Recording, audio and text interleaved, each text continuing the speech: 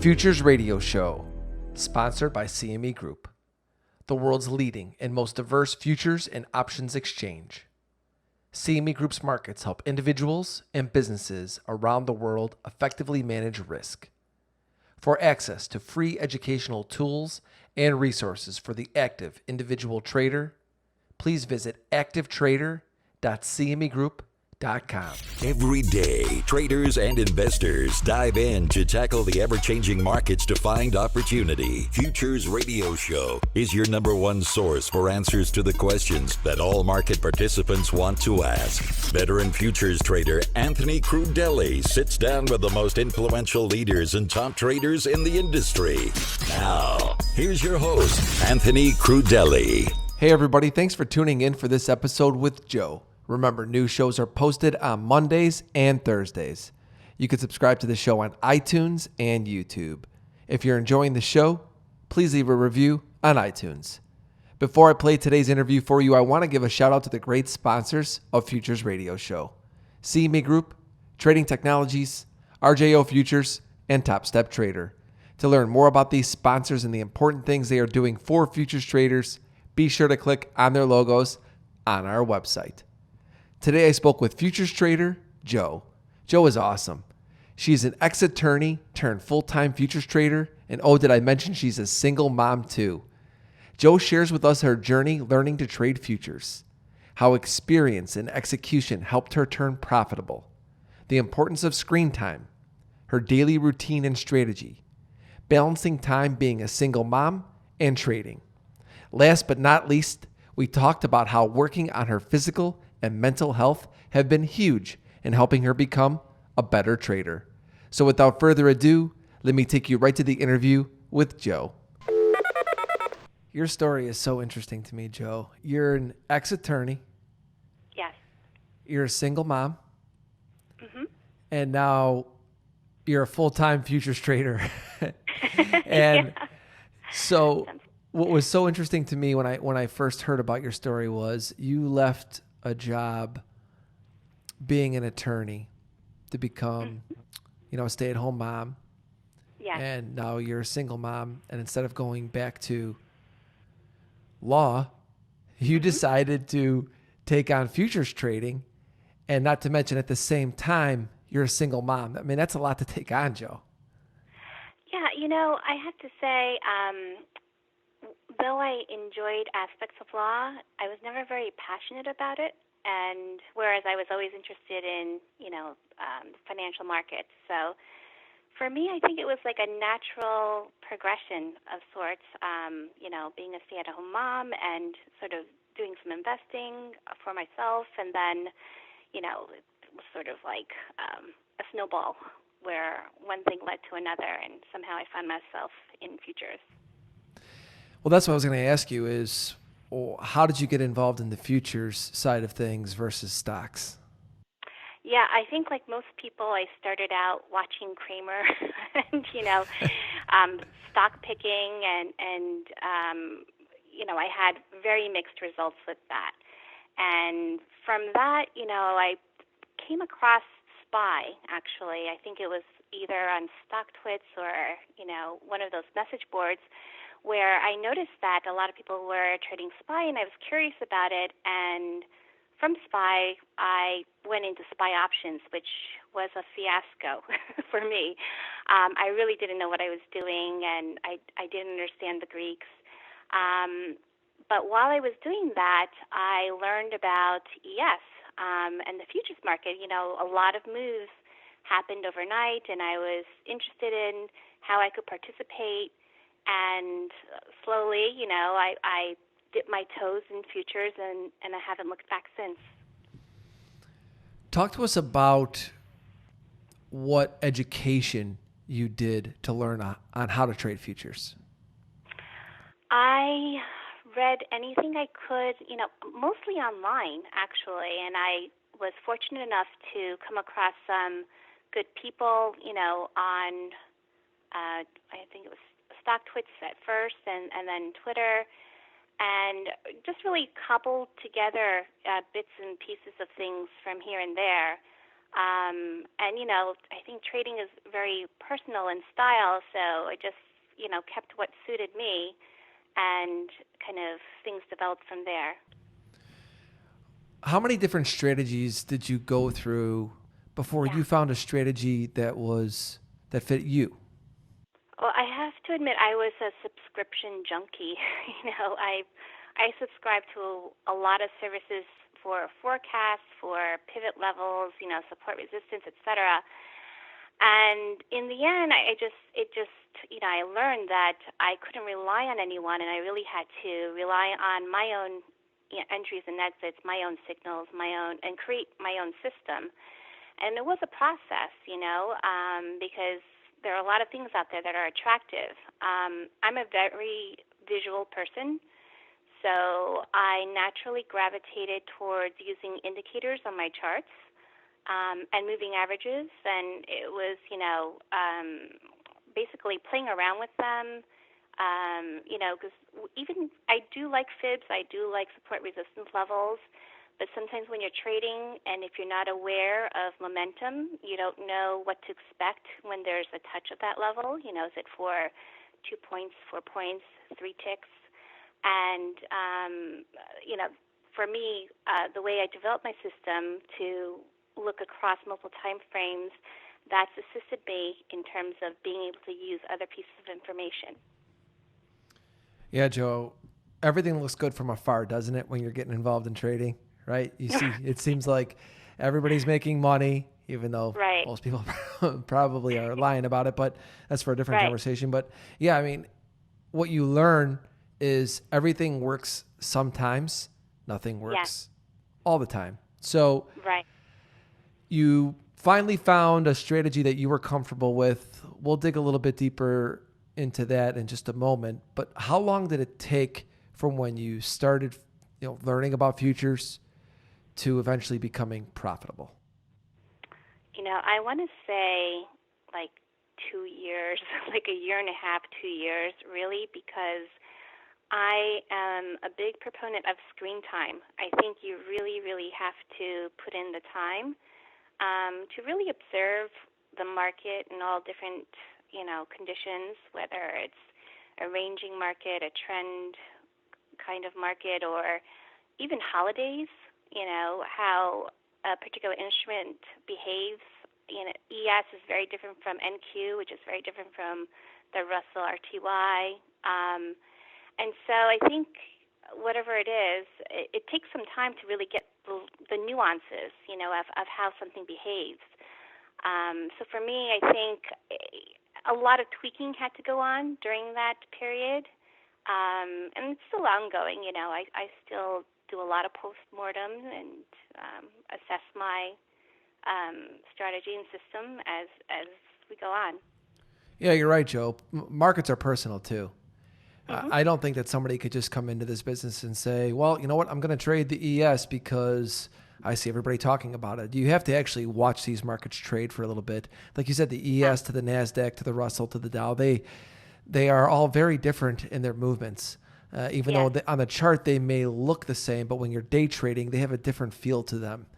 What I want to know, Joe, is you said it's an ongoing process. I agree with you. We're always learning. I'm 20 years into my trading career, and I feel like every day I come in and I'm learning something. I think that's something that we just have to have that in the back of our minds, that we're always willing to learn. What were some of the things that you felt triggered in your mind that helped you start turning the corner from someone who was struggling, not making money, to then eventually starting to turn profitable? I think, when you watch the tape enough, you realize that things don't go straight up and down, that there are so many twists and turns, and trying to make sense of those and where you are in a particular day or a week. So I think for me, looking at different time frames helps, because you see that each time frame sort of tells a different story, and then when you piece them together, I think they give better clues. If you're day trading, sometimes it's easy to get mired down in like the small time frames, and zooming out can put things in better perspective.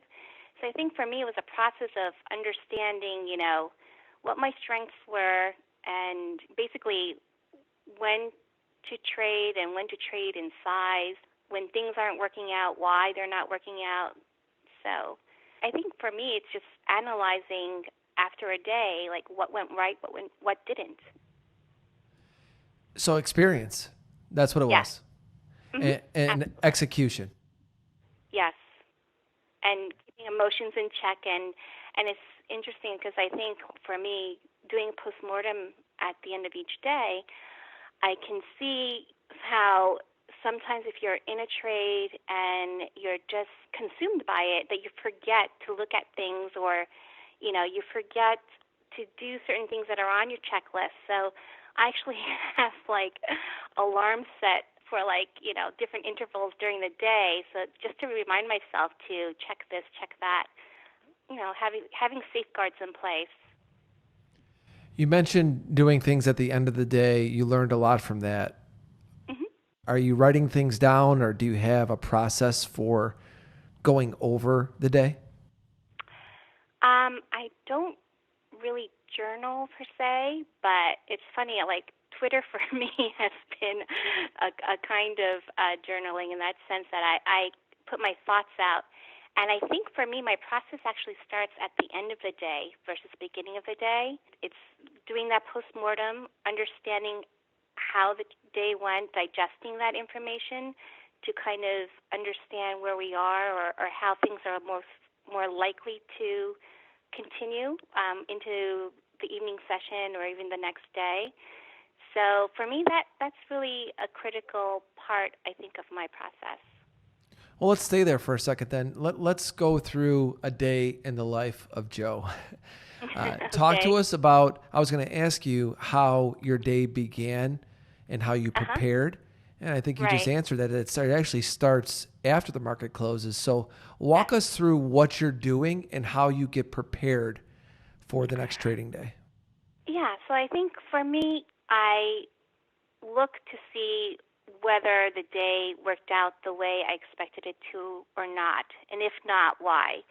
And I like to always, basically zoom out. I start at, like a particular time frame, and if it didn't go a certain way, then I'll look to a larger time frame and so on. But usually I do, start my process with the larger time frames and then to the smaller ones, just to get sort of like a bird's eye view of potentials or what's going on.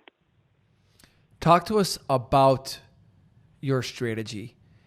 It sounds to me that you're very technical and it's not a lot of fundamentals. Is that correct? Yeah, correct. Because I'm visual, I need something that's yes, no, red light, green light. So, because otherwise I can, talk myself out of things, I think, or see something that's not there. So for me, I think I use indicators on my charts because that is the easiest way for me to understand, is this a valid setup or not? And given, the screen time, I have experience as to like which time frames work best for which instruments, as well as which combination of time frames. I think that's also key too. Just because something looks great on, the 5-minute chart or 15-minute chart, but if the 1 hour looks different, that's not necessarily a good trade. That could be a very well, a trade, but it could be counter trend trading, which is like swimming upstream. It can be very difficult. Let's talk specifically about what technical analysis tools you use and what time frames you're looking at. I like to use, indicators that help me with momentum And I also use moving averages, but I use like different sets for different time frames. I know it sounds complicated, but it's just through experience and just like trial and error that I've come across, sets that work for me, and they differ from the ES and the NASDAQ, et cetera. But as far as time frame goes, I like to use time and tick charts. I think tick charts are great, but I think the combination of the two are excellent. So for me, I think it really depends on the type of day as well as the setup as to which I would lean on more. But for entries and exits, I find that tick charts are, what I go to. Your strategy sounds very discretionary to me. It's a lot in what you're seeing. You have an eye for what you're looking for. So I'm going to push back a little bit here because I've been through this, and I definitely understand what you're saying. You can't necessarily explain exactly what the strategy is as discretionary traders. Mm-hmm. A lot of times we like to look at a few different things, and whatever catches our eye is what we like to trade. What I have found is it makes me search for trades more when I was trading like that versus trades coming to me. Right. How do you get to the point where you are in a situation where the trade is just looking at you saying, this is the trade I should be taking, versus you searching for something that may look good, but it's more that you're searching for a trade than a trade is coming to you? Yeah, I think that's a great question. I think the past year, for sure, I've been trying to be more selective. And so I like to look for, for example, like the 1 hour or 30-minute time charts. I think that's usually a good, way of weeding out some of the unnecessary trades, or like some of the smaller ones that you're just sort of doing because you're bored or because you want to see something. But yeah, I mean that's definitely something you have to determine for yourself as far as what kind of setups you're looking for. I like seeing divergences, so whenever I see divergence, I get very excited, but it has to match, the trend, I guess. For me, I like the long side better than the short side, which I know a lot of people are the opposite. But even if I see a divergence on the lower time frames, I like to see confirmation of it in the intermediate time frame or larger time frame. I love your answer, because basically what you're saying to me is that you have a specific time frame that really catches your eye. You mentioned how you like divergences, but you like them within the trend, right? And so those are the things that catch your eye the most. So you lean on those trades more than other ones if you're seeing them. Because for traders, it's funny, as day traders, don't we always feel like we're always seeing edges, right? Right. Yeah. That's exactly why I was asking that, because I know that I fight myself. I'm an over trader by nature. What are you by nature? Are you an over trader, under trader, or? I'm over trader for sure, which is why, I try to keep myself in check with, these alarms I have set for myself throughout the day to check certain trends on certain charts and to be cognizant of certain time frames. I love how you said alarms, because what I've done is I use a radar screen that alerts me when a specific setup comes into play. And when you put these alarms, for you, they have helped you not overtrade? Is that what you're saying? Right. I would say not overtrade, or sometimes realize that I'm wrong. I think when you're in a trade, sometimes you get so consumed by it that you forget to do things that you would normally do. So, check for certain things, or did something invalidate because something looks different on a trend day and you're not aware yet that it's a trend day. Can you give us a recent example of an alarm that helped you? Let's see. see. Well, it's funny because I usually have alarms also set for like data releases, and especially like Wednesday when we have the crude oil reports. That always is something that I'm cognizant of because usually like 30 minutes to 45 minutes in advance, you can see if there is coiling going on, and in which case it could be like pretty much a flip of a coin and there is really no edge, or if there is an oversold or overbought condition going into it. So you set up alarms around times to where there's data points coming out as well to keep you from possibly getting into a trade before this data point comes out. Right. Unless, of course, it's like a favorable setup, which it can happen, especially like even, pre-market, like around 8:30, before 8:30, sometimes you can see how things are setting up. Now, these trades may be just purely a scalp trade, but you can see setups if you're aware of the timing of certain, market-moving data. I'm impressed by you, Joe. You're doing a lot of things that take a lot of traders, really good traders, a long time to figure out. And have you had any mentors or have you worked with anybody else that has taught you some of these things, or is a lot of this just self-learned? Yeah, I don't really, I think for me, I've been fortunate enough to come across good people. These are virtual people, but yeah.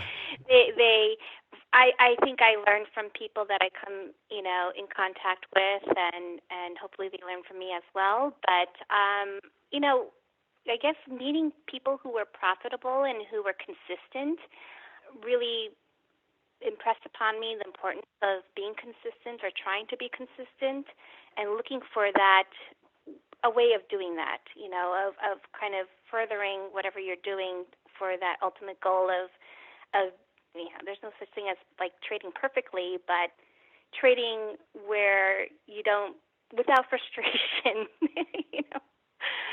So if that makes sense. Yeah, it's trading with confidence, right? It's knowing that you're coming in every day and you're, like we talked about not too long ago about it's an ongoing process. I think that a lot of people don't embrace the grind. They don't embrace the ongoing process. A lot of people are looking for this moment to where, okay, I'm going to be consistent. I'm going to make money. Right. Like I said, I mean, for me, this is 20 years into it, and I wish it was the case. It just doesn't work that way. Right. Doesn't necessarily mean what's working right now is going to work in the future. Right. It's just the way it is. And I want to talk a little bit more about your execution, because you talked about how experience and execution were two things that really helped you go from someone who was not making money to someone who turned the corner and started becoming profitable. Mm-hmm. Take us through an entry. Think about a recent trade example, how it's set up. Talk to us about, did you scale in? Are you in all at once? How did you determine your stop? And then talk to us about how you worked your way out of that position. Yeah, so I like to scale in. I think, especially nowadays with volatility back, I like to sort of give myself a little room. So I will scale in, and my stops will also, kind of depends on the setup or the situation, but typically I will also scatter my stops so they're not all sitting at a particular price. And, as if the trade goes in my favor, then I will move the stops up, but not on all of them. So I like to sort of give myself a little room until something really sticks. So that's, as far as entry goes, I like to scale in and make sure my stops are sort of scattered as well. It goes back to something I say a lot. It's so much harder to trade just using a one lot because you're held by a perfect entry price, a perfect exit price. Right. It's nobody's perfect. This business is the furthest thing from perfect, especially when you're discretionary traders like us, Joe. Mm-hmm. Talk to us about when you are in a position, or let's say you get to your full position, what are you then looking around at to determine exits? Because you said you move stops up, but not on all of them sometimes. Right. And then what you're doing to try and hold a position, because it sounds to me like you're scaling out as well. Just walk us through that mindset. Yeah, so I use time frames to, give me direction in that sense in terms of when to take some off. And when a trade is going in my favor, what I will do is I will choose a time frame as an exit for, my first scale out, and then work on another larger time frame for the next one, et cetera. So in successive time frames, that's how I plan my exits. And, there is usually like a particular tick chart that I will use as an all out. If that turns, then I'm out. What is that? What would that be? It really depends, but and then again, it depends on the strength of a particular move.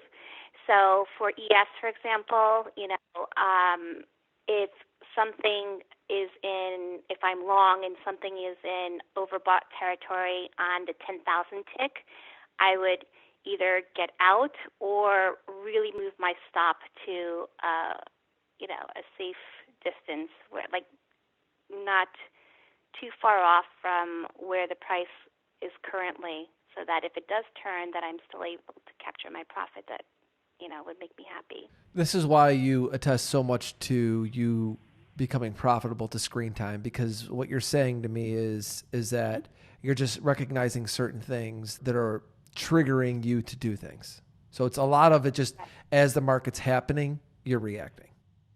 Right, and I think that's why, because I'm visual, I need something, that I react to as a signal versus I know people are successful using levels and such, but, for me, I can't work as well that way. I need to see it, and it just makes me understand it better.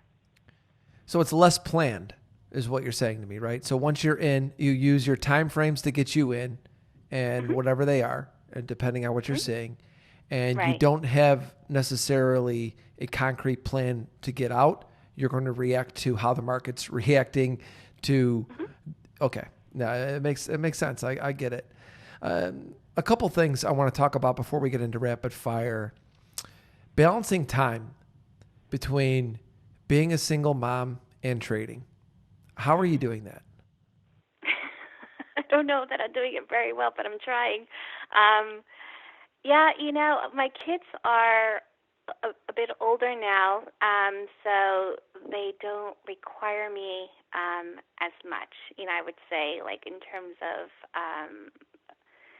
it's different from when you have younger children. My kids are in middle school and high school. So, they have their homeworks in the evening, and I do my homework when they do their homework. As far as, I do definitely make them a priority, and I am chauffeuring around, in the afternoon, and I have to just move my stops, and, a lot of times I am stopped out, or if I'm still in a trade, I'm happy, but it is what it is, and I think weekends I'm so glad the Clopix doesn't open till Sunday night, because I don't have to think about it, and it's nice. It's just, enjoying family time over the weekend, and my kids also have early start school, so it doesn't really affect our morning time together. So overall, it's sort of a balance that I'm still working on, and for now, things are going well. That's good to hear, Joe. And something else I know that you're working on is physical health alongside with, your mindset, mental health, right? You've been working really hard on this. I saw the post you put on Twitter and how you made a commitment to it. Talk to us about what triggered you to give such a strong commitment to physical health and working on mental health? Well, I told people the story of what happened to me last year, which was basically I had an anaphylactic response to coffee and toast. And it was soon after, my husband had moved out. He was moving across country. So it was just me and the kids, and I freaked out and, was hospitalized for the weekend, and they ran all these tests, and it turned out I was allergic to nothing, no food, allergies at all. And they suspected it was stress. And that was just a real wake-up call, just understanding that stress could have such a, serious impact on your health. I had some high blood pressure, but I never really expected something like that.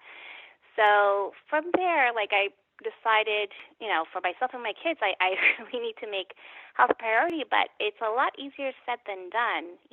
I think we all have in mind that we want to eat better and exercise more, et cetera, but, day by day, it's really hard to incorporate that into your routine.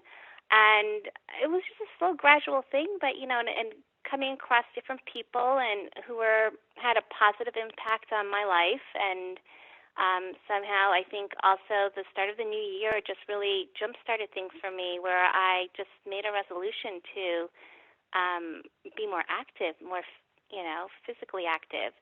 And, given that trading is such a sedentary profession, and it worked out that my kids have a, very early bus in the morning. They have to take them by 6:35, and I'm already out the door, so I really had no excuse not to continue on to the gym, and so it progressed from there.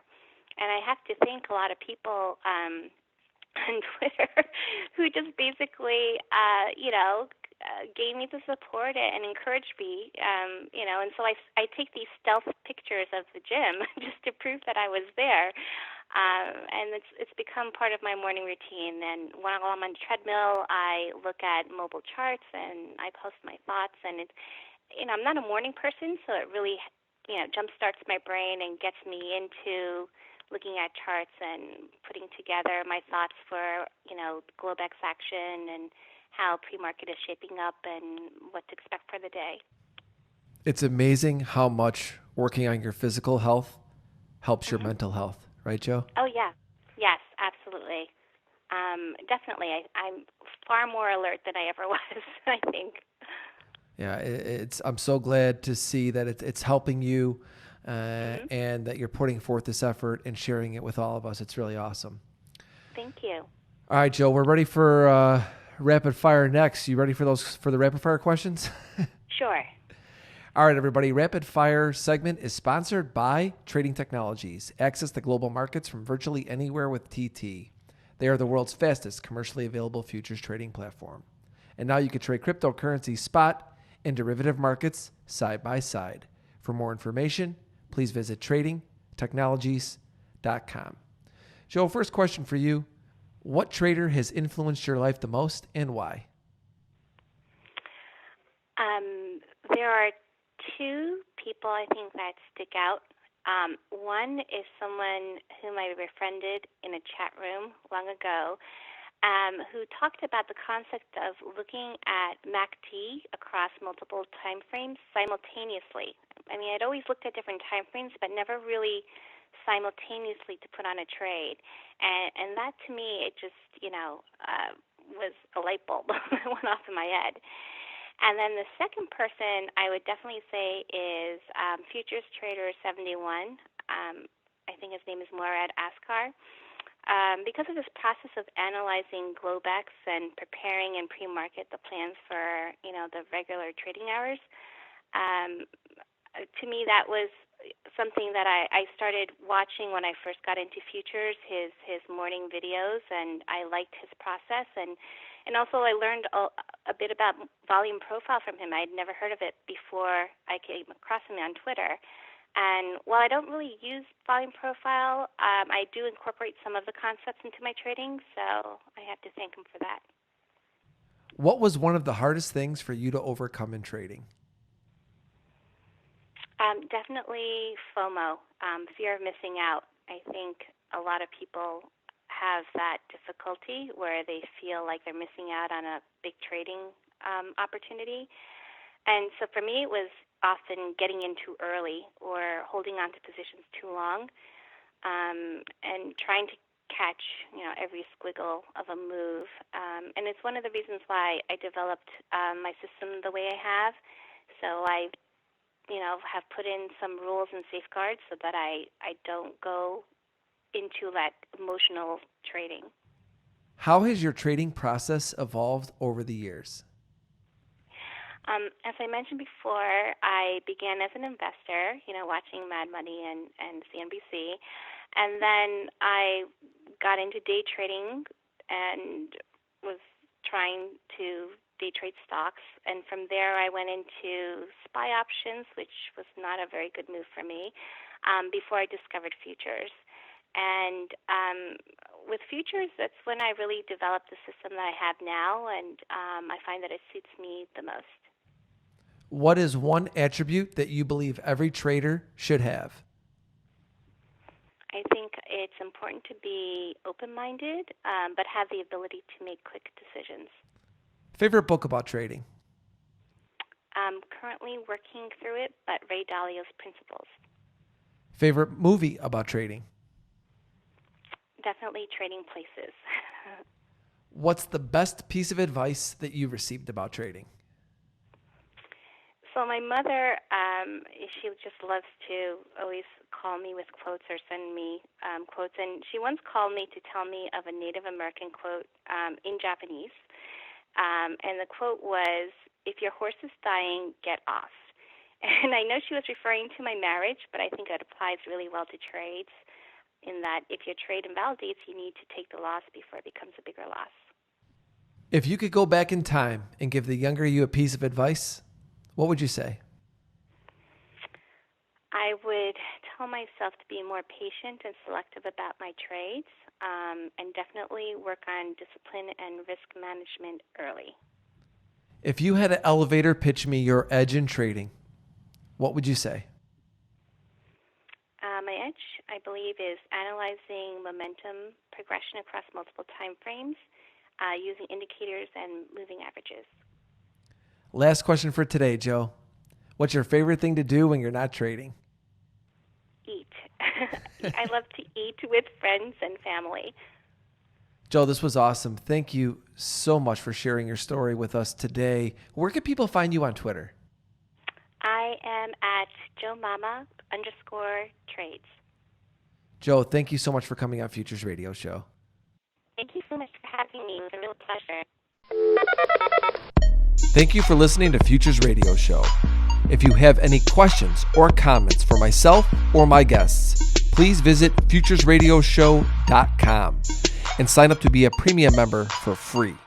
If you enjoyed the show, don't forget to leave us a review on iTunes.